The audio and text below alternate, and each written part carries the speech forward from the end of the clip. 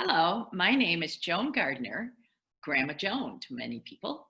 Our son Larry was born with Prader-Willi syndrome 52 years ago. It is his birthday this month. I am excited to be able to read a book to you. And this is one of my favorite books because it talks about Jerusalem as God's city. It is a sacred city to three major religions: Judaism, Christianity, and Islam.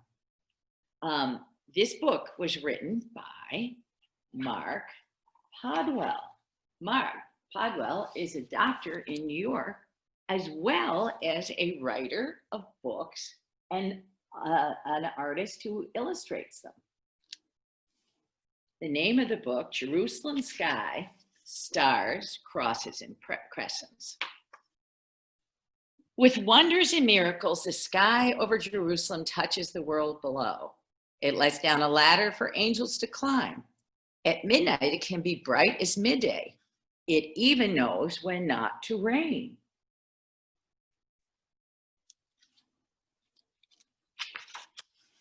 Legend says that the Jerusalem sky has a hole in it, made by a jewel that fell from God's throne. Through this hole, hopes reach heaven. Do you see the big hole in the sky?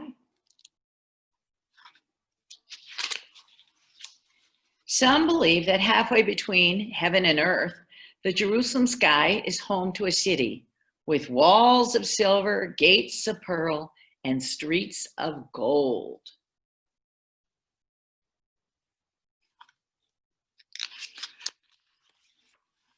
By every autumn gust tossing a leaf, every winter cloud storming overhead, every spring breeze rustling in a treetop, every summer rainbow promising sunshine is said to be born in the Jerusalem sky.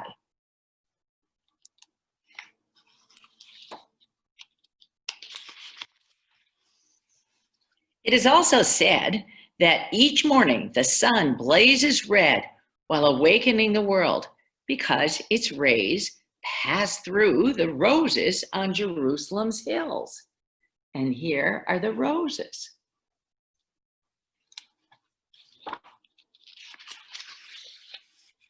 Jewish sages tell how night after night a full moon shone while Solomon was king. Under his rule, the temple was built. For the 7 years it took to complete, rain fell only after dark, so that the work would not be delayed. When enemies burned down the temple, the Jerusalem sky blew a crying wind that scattered the temple's stones far away. Wherever a stone landed, a synagogue was built. By the stones that remain, Jews still pray.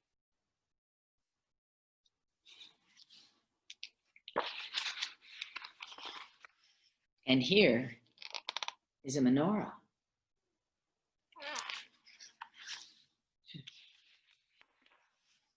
Christians tell of a wondrous star in the Jerusalem sky, which brightened the winter night, announcing the news of Jesus' birth. And they tell how 33 years later, a spring afternoon's daylight blackened into starless night when Jesus died on a small jagged hill, now crowned by a great church.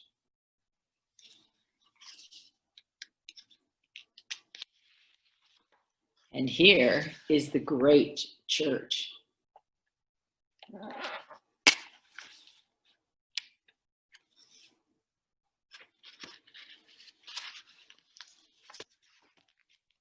Excuse me. Muslims tell of the Prophet Muhammad's night journey, in which midnight glowed like day when he rode through the sky on a flying horse, then reached heaven on a stairway of light. Where Muhammad rose to heaven, now stands a mosque with sky blue stones and a dome of gold, shining like a second sun.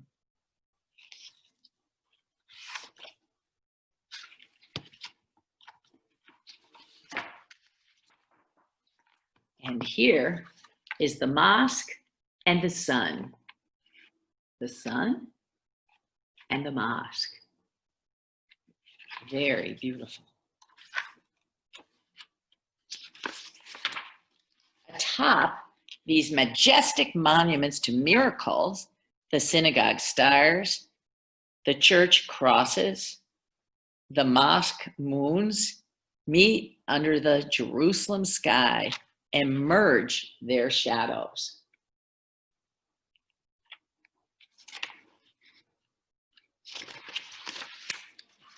Jerusalem is so loved that it has 70 names.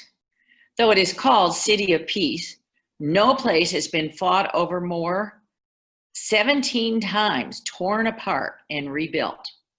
Perhaps possessing Jerusalem is like trying to own the sky.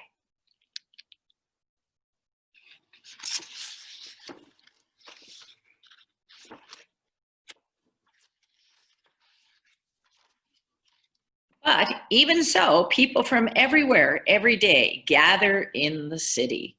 A city said to have been mapped on God's palms long before our world began, and with prayers for peace and miracles, all addressed to one God. Hope lights the Jerusalem sky. Jerusalem is truly the city of God. Thank you. Have a good evening.